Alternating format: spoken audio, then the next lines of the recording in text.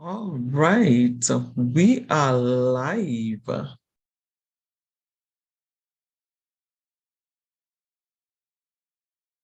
Nice.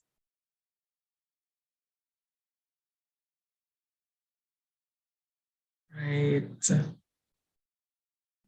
Good. Lovely.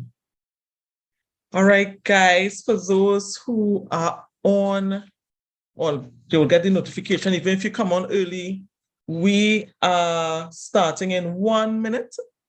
All right, leadership truths. We are doing day 2. So you can share the link, let persons know that we are starting up.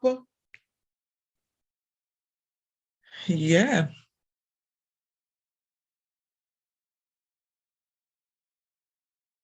All right, so we are going to, in less than 1 minute, we are going to get it started. We were here with day 1 yesterday and day 2. We have an interesting topic, and we also have a guest with us. All right, so starting off, welcome to day 2 of Leadership Truths. We are having a 3-day series live on the truths that no one would dare to tell you as a leader. When we go higher up in leadership, there are less people willing to tell us the truth. All right. And sometimes these are the things that keep us from growing. So we want to talk about these issues. We want to have candid discussions about them, and also how it will make us stronger, better, more influential, more formidable leaders. All right. So a leader who people would be willing and happily follow. And I often ask persons, are you the leader that you would want to follow? Were you who you needed when you were younger? You have to be that person that people will need when they are developing. Don't just think about it in the present, all right? Think about, did I need when I was in this team member spot, all right? So we are going to jump in. Now is a good time to share the live. Let persons know that we are on. And if it is you missed day 1, you're going to find it on the channel, day 1. Yesterday, we dealt with it's more than just theory, all right? It's not just enough to know or to have a postgrad certificate or even your doctorate in leadership. It comes down to the practice of leadership. It comes down to the art of leadership. How do you actually lead when you're on the field of play? All right. So if this is your first day, thank you for joining us. All right, thank you for joining us. If it's not your first day, welcome back. Welcome back. And thank you for being with us another time again. I am just give me one quick second, just making sure we all set up and we're good to go. All right, nice. All right. Hi. Good night, my dear. Good to see you on. Good to see you on. All right.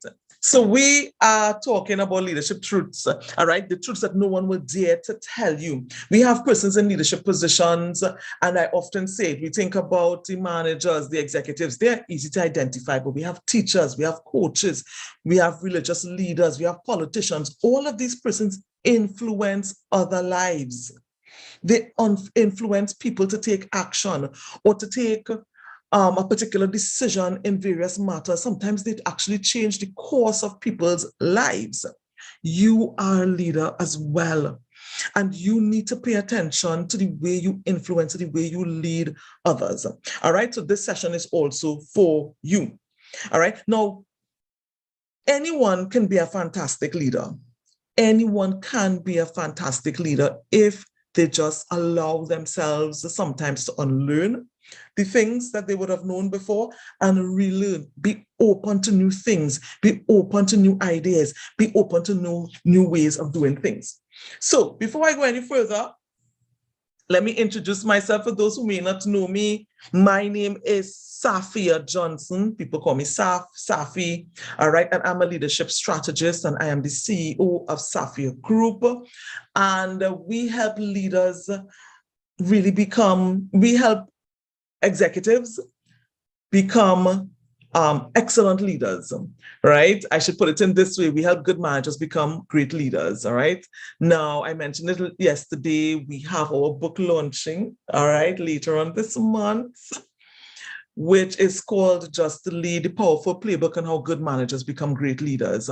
So forgive me if I seem a little bit out of sorts. Just came in from a meeting in the South, so a long drive, but I am so pumped up. I'm so excited to be with you here today. All right, so if you're on, tell me where you're from, tell me how you're doing, tell me which country or state or community you're from, tell me something, tell me hello, let me know if you're hearing me, if you're good, what's happening with you.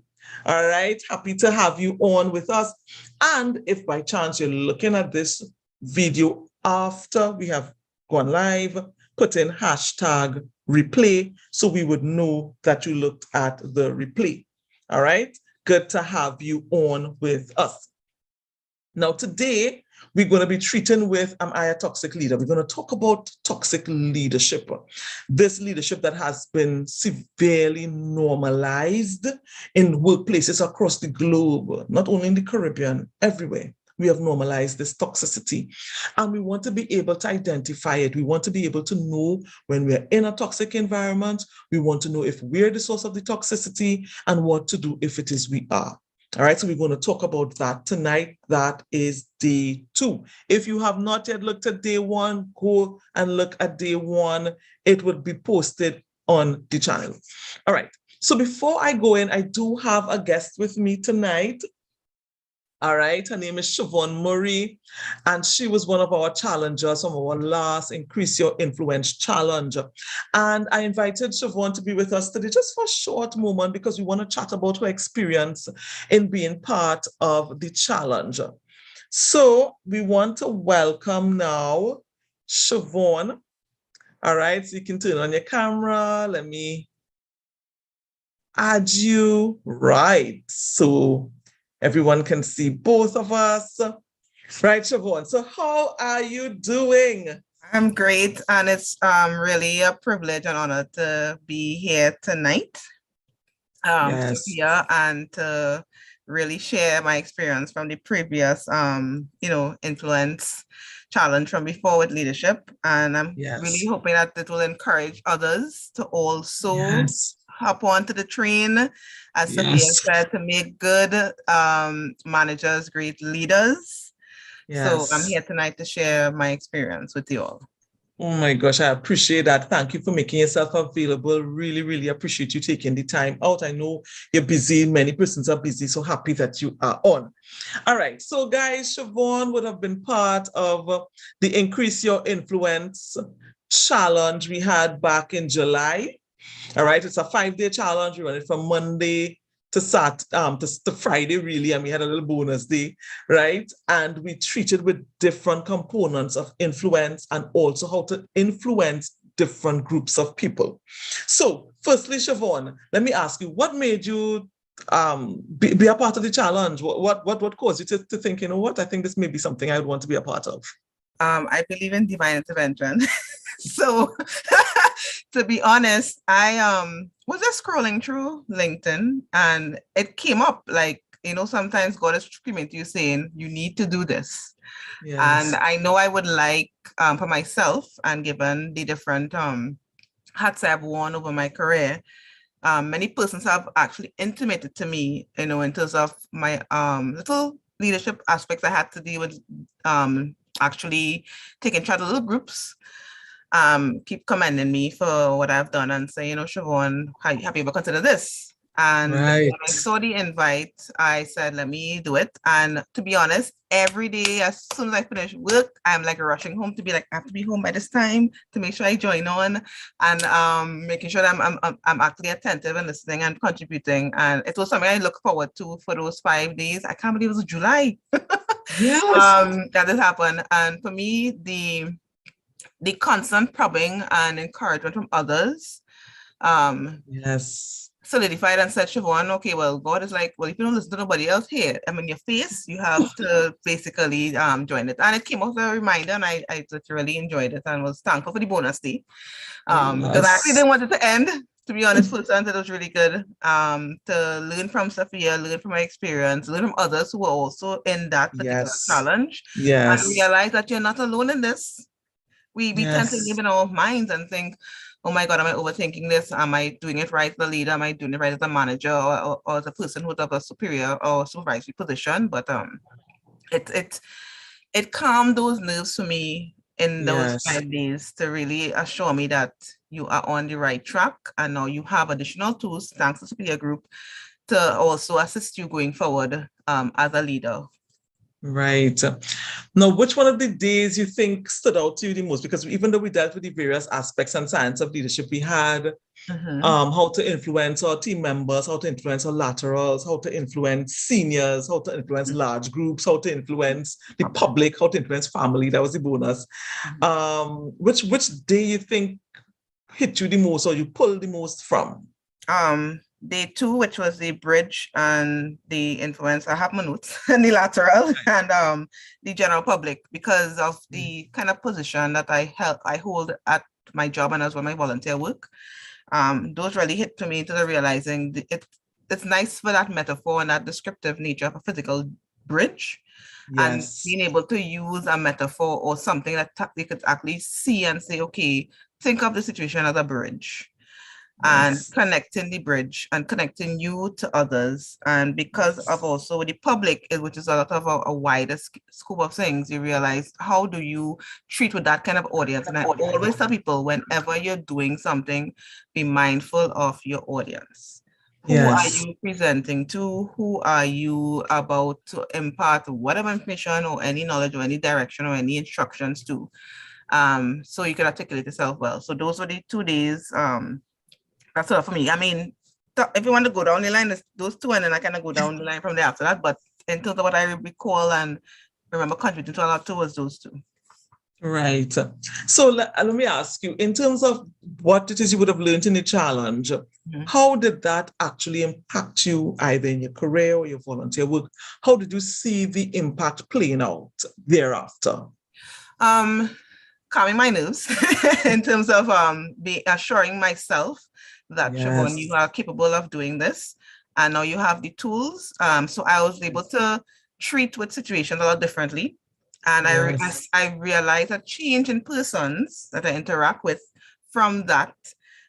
Just learning that and adopting some of those those pointers you gave with persons. So between July and now, which it seems like that's the other day, but so many months.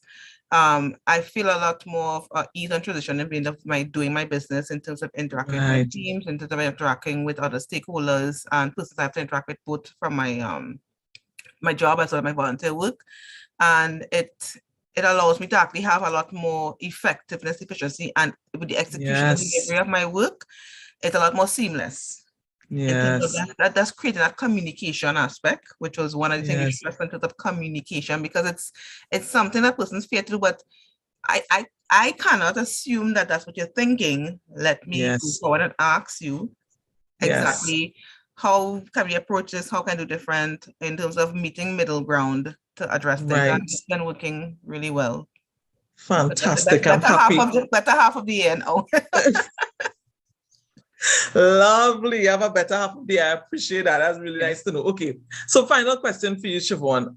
If it is there's somebody outside thinking about whether to join the Increase Your Influence Challenge, we have it coming up, it's starting on Monday. All right. What would you say to them to help them to make that decision based on your experience? Don't be afraid to make that leap. It seems daunting to be a leader, but when you get into it, you realize that it's an innate nature about you. So it's so don't be afraid to take that leap of into the unknown, and you're going to really discover something about yourself you didn't even know. That person was telling you, and you're doubting yourself. And sometimes you just need to be around the right energy and the right atmosphere around people. So to make that decision is in terms of where do you want to be. If you would like to be here, you have to do like little and crawl, whatever, and exactly step. So think of it as you're as a child and you're about to make that step into the, the train when they're ready to stand up, they'll be grabbing things. So you're about to grab onto this leadership challenge and stand on your 2 feet and be able to walk into 2023 a much better person. Yes, lovely, lovely, lovely. Thank you so much for that, You're Siobhan. welcome. Thank you so much for your time and for Appreciate it. sharing your experience with us. We really, really appreciate it. Thank you. So, yes, And it's we'll a keep pleasure. connected. Have a great rest of the evening. Thank you. You all All enjoy. right. Thanks. You take care. All right. All right, guys. So we was just saying from Siobhan, talking about her experience being part of the Increase Your Influence Challenge. And we have the challenge coming up again, starting on Monday. All right, Monday the 24th. And we go from 7 to 8 p.m., 1 hour every day for 5 days. You would be surprised how it will transform your life. All right. So let's jump into toxic leadership. It's a topic that I actually really like to talk about. And the reason why I like to talk about it is because, as I said before, it is something that has been normalized throughout workspaces. In your home country, you're going to see it. If you look into the global arena, you're going to see it. It's there. Small organizations, large organizations. Toxic leadership is real. And toxic leadership really does far more harm than we think. And also, toxic leadership is not always easy to spot. We only know it as one type, right? But I want to share with you a little bit more about toxic leadership, the types and the way it shows up, and what to do. All right. If it is you find yourself in that toxic environment, or if it is you find yourself being the source of the toxicity. All right. So let's jump in. So what is toxic leadership? Toxic leadership is a style of leadership or an approach to leadership that nurtures, that creates and nurtures a toxic environment. All right. Toxic environments are created and nurtured by toxic leaders. The environment doesn't become toxic unless the leader creates the toxicity or allows the toxicity. So when it comes to toxic work environment, the leader is always culpable. And that is something that some persons don't like to hear. But if you are responsible for a department or an organization and toxicity exists, you had a hand in it, either through creating it, perpetuating it, or by not treating with it, by saying nothing, because the person who is the source of the toxicity is probably one of your top performers or some other type of relationship.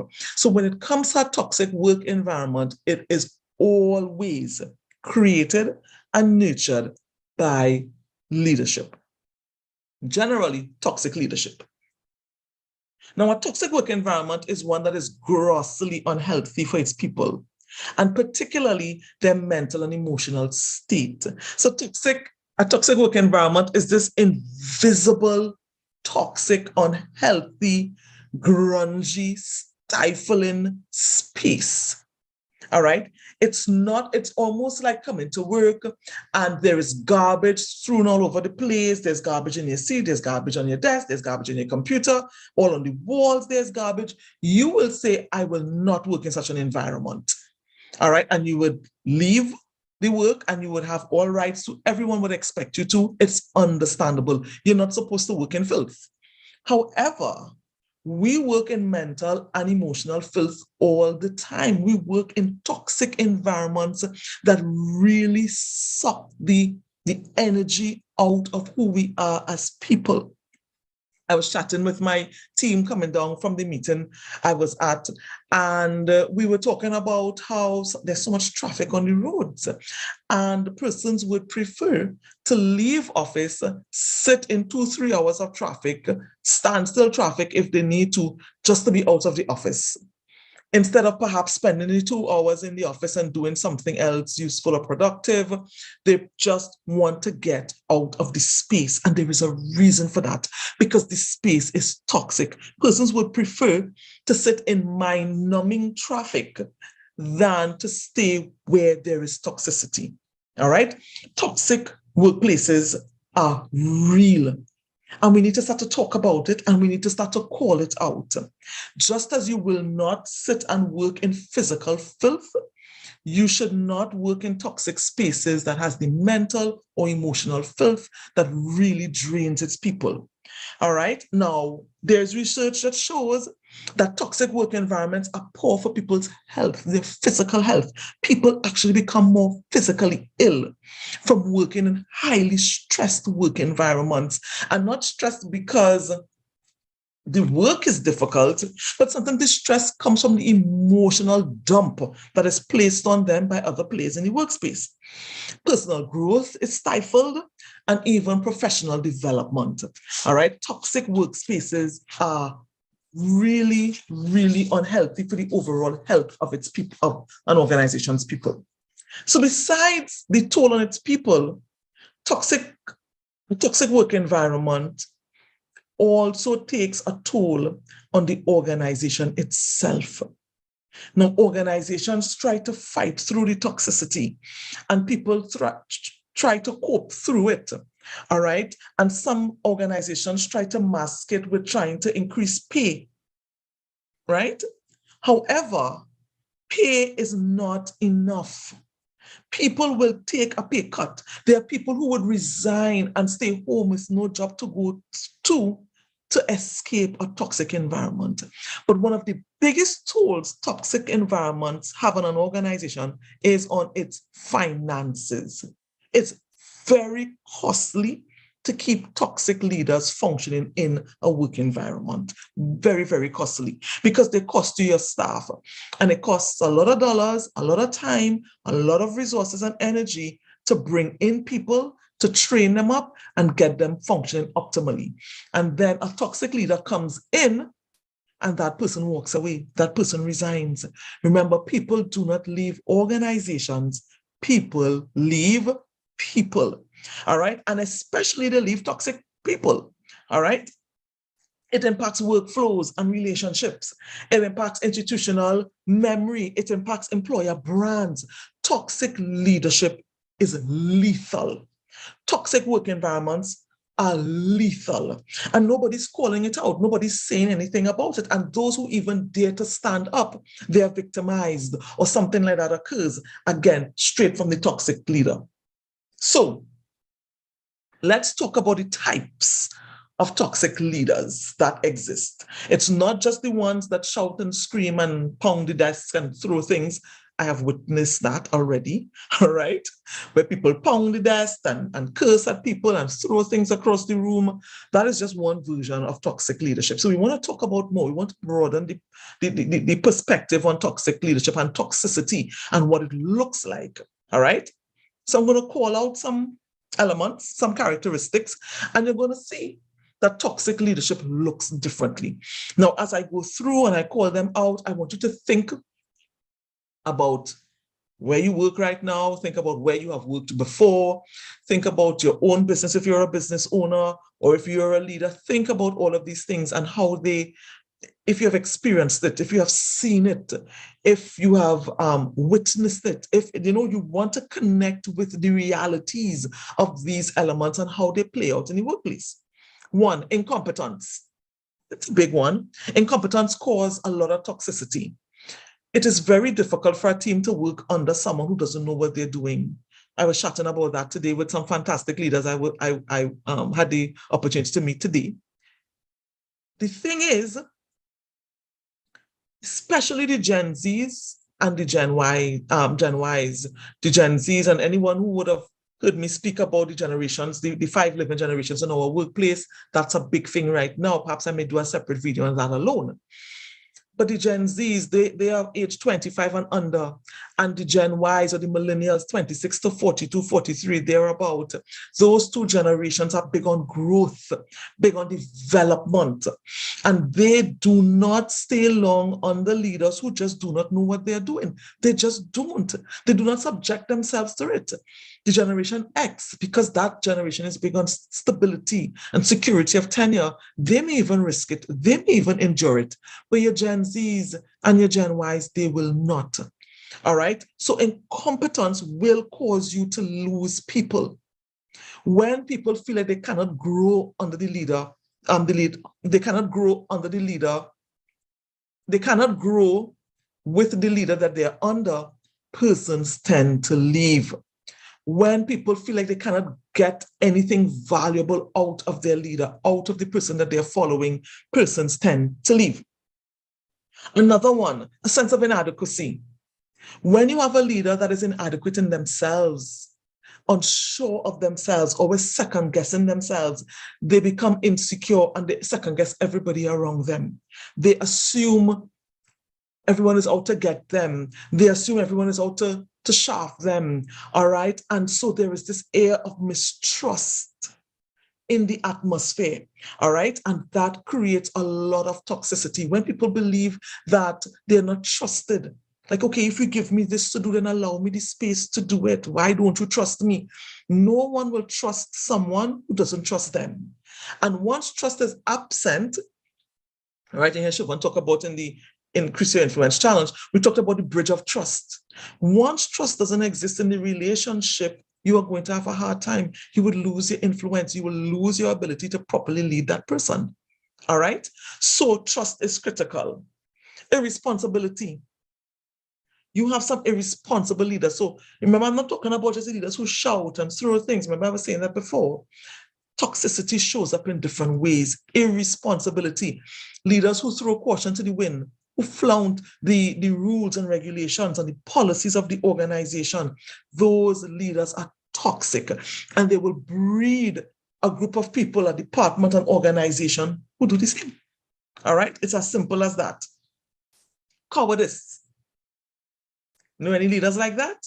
Coward, always scared, afraid to say things, not standing up for their teams, not standing up for themselves, not standing up for their work, allowing all kinds of things to fly. They're scared to talk to their team members.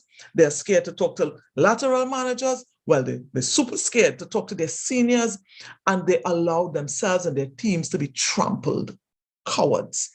People struggle to survive in an environment like that. They feel badly, they feel embarrassed that persons would not even stand up for them because they are people too. All right, persons look to their leaders to do that. Insatiable ambition.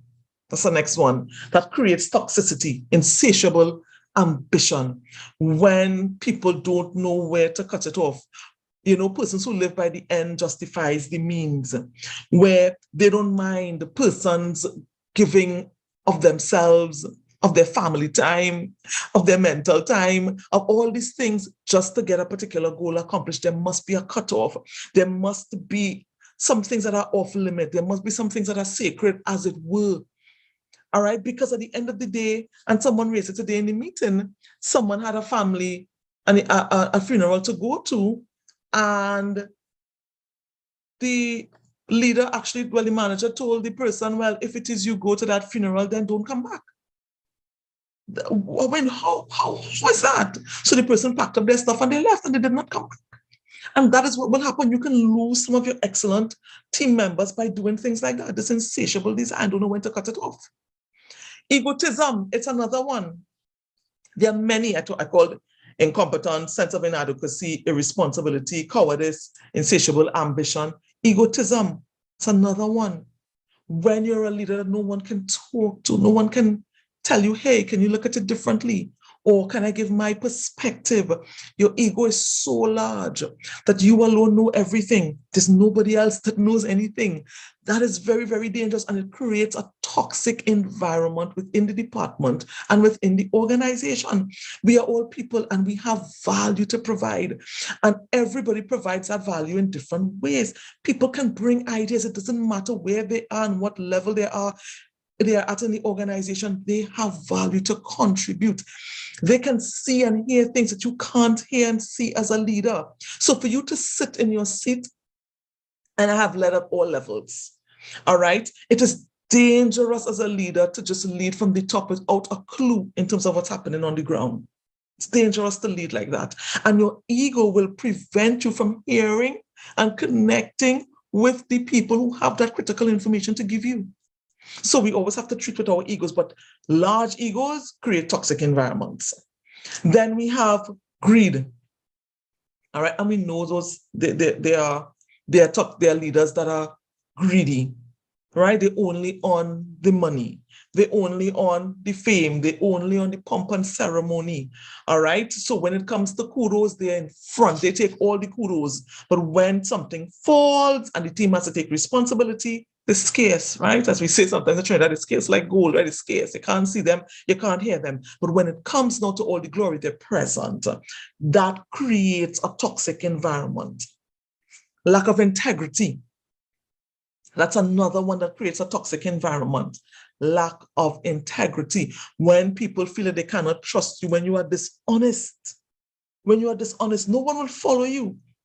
You might be a guru, you might be an expert, and they would respect your knowledge and your expertise, but they will not trust you, and so they will not follow you. It will create a toxic environment because persons will think they always have to cover themselves all the time, cover themselves all the time, because you just lack integrity, something that we just have to treat with. All right. And then we have the malicious, being malicious, being deceptive, malfeasance, all of those things, when treating, wishing people and doing people evil or bad, all right? Or just wishing awful things on persons for whatever reason. There's some people who don't like to see people succeed. They don't like to see people happy. They don't like to see... Listen, guys, I am calling out things and you may be thinking, for real? I have witnessed a lot of these things, all right? And it is alive and well in many organizations in your country and around the globe. And then you have those that have lack of self-control. No self-control in terms of their anger, no self-control in terms of what they say, no self-control. So they're just really like serious bulls in a china shop causing a lot of damage to their people. And sometimes persons think, because I am in leadership, I don't have to change. Because I'm in leadership, I am not the one to make the move. If persons don't like it, they can just leave. You are selling yourself short if you think that as a leader, that there is no need for you to grow. There is no need for you to improve. All right. Everything will only grow according to your growth. People who are growing and outgrowing you, they will leave. They will not stay and continue to work under you. You have to continue to grow as a leader if you have to continue to attract and retain better and better talent. Because sometimes persons come in at a high level, or sometimes persons come in at one level and they grow to a high level. But if they have come to grow, to pass you, to outgrow you, they will leave and look for greener pastures. All right. It is just what it is. All right. So let's talk now about treating with the toxicity itself. Now, the thing about toxic leadership, it is important to understand many people who are toxic leaders do not know that they are toxic leaders. All right. People do not plan to be toxic. No one has a career goal. When I grow up, I want to be a toxic leader. That's not what people say. People end up toxic leaders because they are groomed by toxic leaders, especially when it's your first job, second job, when you're still impressionable as a professional. You will take on the toxic traits of those persons who led you. And you will believe, because you would have seen certain results occur, you will believe that is the way to get results, and you will come and replicate that without a clue that you are the source of the toxicity. All right, toxic leaders do not consider themselves toxic. So that's very important to understand. So when you are engaging with somebody who you consider to be toxic, or if it is you see the toxic traits in persons, or you see the toxic environment being created and nurtured because of a person, I want you to be mindful that that person genuinely do not consider themselves to be toxic. They think that they are doing what they need to do for the best of their organization. All right. So that is important for you to understand. So it helps to break down a lot of the tension. They do not intend to make people cry. They do not, even though some of them may gloat in it after. And they really gloat because they are really cheered on by other toxic leaders. But in truth and in fact, it doesn't feel good to hurt another person. Toxic leaders do not intend to create the kinds of tensions and dissonance that they create in the work environment. That's not their intention. Nobody wants to lead like that, but they don't know any other way. And so they kind of pacify it and they put it down to people just don't like to work. Or they may say people just lazy, or they don't want to give their best. Because I remember when I had to work 20 hours a day, and it was no issue. And so they expect people to come and work 20 hours a day as well because they did it. They do not intend to do bad. They do not intend to treat people badly. They genuinely believe they're doing the best for themselves, the team, or the organization. All right? So be patient with them. Be kind to them. Even though it may appear that what they're doing is deliberate, they honestly believe that's the best way. They don't know any other way. They don't have any other tools. All right? So I'm putting in a little plug there because leading is not easy. And unfortunately, many people get into leadership with very little tools, with very little training, with very little guidance, with very little mentorship. So it's a lot of trial and error when people get on the job and take up leadership positions. All right? So how to tell if I'm a toxic leader? Let's talk about a few things. Number one, if there is high staff turnover directly under you. Number one, if there's high staff turnover directly under you. Now, let me say this. Having a high staff turnover directly under you does not mean that you are a toxic leader. But if you are a toxic leader, you will definitely see that. All right? Because a high staff turnover can be caused by many different things. Toxic leadership is just one. All right? But I don't want us to think, well, then it's definitely not me. It has to be something else. It's always important to do introspection to see where I could be the one that may be toxic, for real. It could be me. I was once a toxic leader, honestly. And I had to do some introspection. I had to recognize that how I was showing up is not who I wanted to be. And so I took control and started to develop myself in a leadership path that resembled who I was and who I wanted to be. And there are ways to have fantastic productivity, excellent productivity, optimal productivity, exceed all your metrics for productivity, and not be toxic. All right? People are always seeking to get out from under your team. That's the high staff turnover, right? People voluntarily resign frequently from your team. They request to transfer out frequently. People don't leave organizations, people leave people. And I've heard managers say to me, people don't come and stay under me long, as a boast. People can't work with me, almost to say, they are this super professional and their standards are so high that people don't last long. The reason why people don't last long is because you're likely to be toxic. And it's not something to take as a badge of honor. No. You are supposed to be a leader that you can work with anybody. You are supposed to take them from point A to point B. That's what leadership means, to guide someone to a place they have never been. If you're as good as you say you are supposed to be able to convert persons into fantastic professionals just as yourselves. You are supposed to reproduce after your own kind. If you're a fantastic leader, you are supposed to be producing other fantastic leaders. All right? It is not a badge of honor that people always leave from under your watch. No. Something is wrong and it's likely you're a toxic leader. Second one, there's high absenteeism directly under you. So either high staff turnover, people are leaving the organization. Second thing is high absenteeism. Because if they can't resign or transfer out, they will do the next best thing, which is to stay away. All right? People will send in different sick leaves. All right? Especially when you need them. That's their way of retaliating.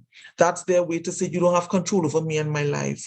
And exactly when you need them, all of a sudden they're ill. And sometimes they're not sick, but they sent you a sick leave and there's nothing that you can do about it. All right? Constant maxing out of their leave entitlement. Constant maxing it out, because once people cannot get out, once they cannot resign and go to somewhere else where they can sustain themselves and their families, what people seek to do is to reduce their time in that space as much as possible. That's what people do. Then you have people who are legitimately sick more often. Because as I said before, toxic leadership impacts people's physical health. And the jury is out. It's there. It's the research shows it. It's not just, I'm not just making it up. It is real. People get physically ill from being in toxic environments. I have experienced that myself personally. So when people are out, it may not be that they're just being vindictive or they're retaliating or they're just, fed up and just want to time away. It could honestly be that people are just sick more often because of the stress and the toll it's taken upon their physical bodies. It's as real as that. All right. And you're going to find that people are reporting more stress-related illnesses.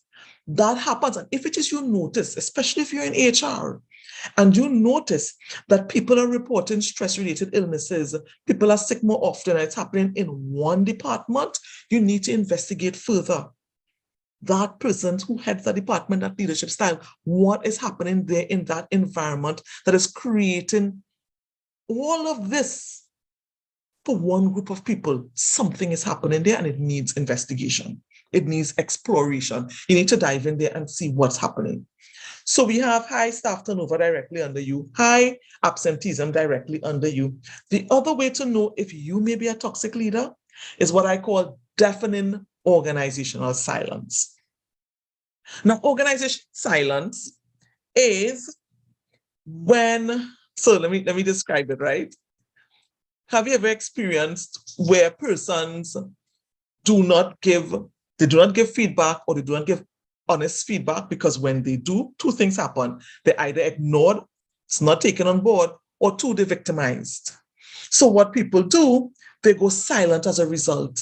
So instead of risking being belittled, victimized, and all of those things, and incurring that cost of speaking up, people stay silent. So when leaders come with an idea, they say, well, what do you think? Tell me your thoughts. And then you hear crickets. And then the leader gets upset. So nobody has anything to say. Nobody's thinking about anything, but there is a cost to speak. Because if you speak, afterward, you are targeted, or you are berated or belittled in the meeting, or you made to look as if your idea was absolute nonsense. So then what is the point? That is what organizational silence is.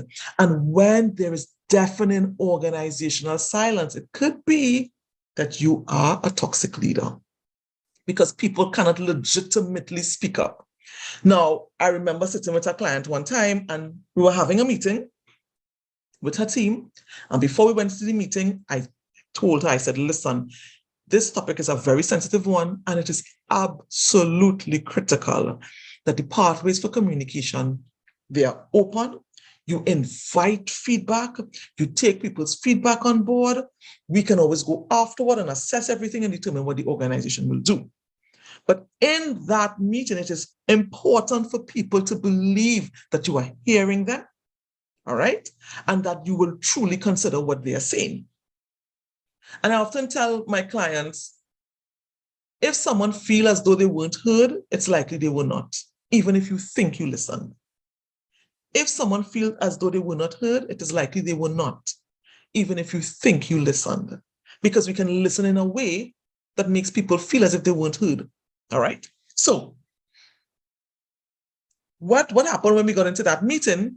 She declared what she had to say, and even her tone of speaking about it, I was cringing, because even the tone suggested, I just want to get this over with, and I just need to say this to you guys, so I'm just coming to do my duty to let you know what it is. And I am not hating on her, because leadership is not easy, and dealing with sensitive topics, it isn't easy. I often have to train leaders on how to deal with sensitive topics, how to deal with difficult team members, how to deal with informal leaders in their team who might be a rebel rouser or somebody who causes the whole pack to move away from you. I often have to coach my clients on how to deal with some of those topics. So I know she was under stress. However, as a leader, you are still the one who have to lead. You have to be in front. You have to lead the charge. And that is why leadership mentoring and leadership strategy is so critical. She went in there, she laid the cards out, and then she said, we really need your feedback. Let us know what feedback you have. Not even her tone did not suggest that she wanted feedback, but she said it because that's what we quote, that's what we spoke about, and we didn't even have much time before we went in. And so firstly, there was a lot of silence. And then I said, guys, it is so critical. We will not be able to make decisions that represent you if we don't know what you're thinking. So it would really, really help us and help you to know what your thoughts are. And then somebody lifted their hands and they started to speak, and they said their piece. She was livid, visibly livid as the person was speaking. And when the person was finished speaking, she started to go down all the reasons why that idea wouldn't work, and why she doesn't even know why it was raised, and I was just like, oh my God, this is how not to be this is how not to do it. And then after she said in the end, but thank you for that feedback. Anybody else? What do you think happened? Nobody said anything else.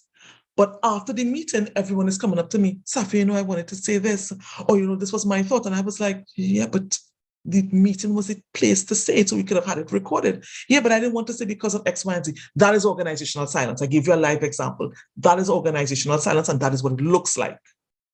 So when you have definite organizational silence in your department or your organization or your team, it could be because you're a toxic leader and you're not even aware, especially when you see it within the team, within those who directly report to you, when you're begging for feedback, or you feel really irritated when people speak, or when people challenge your ideas, or they bring a different perspective, and you honestly, genuinely feel irritated on the inside, you have to be careful, because most likely it's showing on the outside. All right? When you have hesitance or fear by team members to provide feedback, or hesitance or fear by team members to be honest with you, to say, well, no, I don't agree with that idea, or I think there might be another way for us to do it. Have you thought about XYZ? If persons don't believe that they can do that, then it's perhaps that you may be a toxic leader. All right? Just two more points. So we started off with staff turnover directly under you, high staff turnover, high absenteeism, organizational silence. Number 4, if you honestly don't want to work with your team. Now, when I do training and I say this point, some persons say, how could somebody not want to work with their team?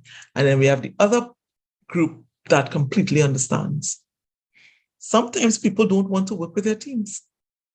And if inwardly you honestly don't want to work with your team, you have to be careful that you may be giving off toxicity. You may not intend to, but you may be without knowing it. Because you may think that no one notices. You may think that no one knows, but you will ooze it from your body language, your words will say what you feel. Your team will feel alienated, and they would reciprocate that. All right, you may think nobody notices it, or you genuinely don't want to be here. You don't want to work with them. And sometimes people don't want to work with teams for all kinds of reasons. They were assigned, but they found that they should not have been assigned to that team. All sorts of different reasons why people do that. But at the end of the day, if it is you honestly do not want to work with your team, you could very well be giving off a toxic space. All right. And to be quite frank, it could actually border on appearing narcissistic. So you have to be very, very careful. It could be bordering on being narcissistic. Now, the last one, and I mentioned it kind of in passing before, but it's an actual point to determine if you may be a toxic leader, is you honestly get upset when someone challenges your viewpoint or approach. You honestly get annoyed. You feel like, how dare he? Or how could she? Doesn't she know who I am? Doesn't he know who I am? When you have that thought process, you do not recognize how much you give off and how much you are nurturing and sending things into your environment. No one gives their best where they believe that their input is not wanted, appreciated, or respected. No one. So if you treat people as if they have nothing of value to add, they will then add nothing of value. Simple as that.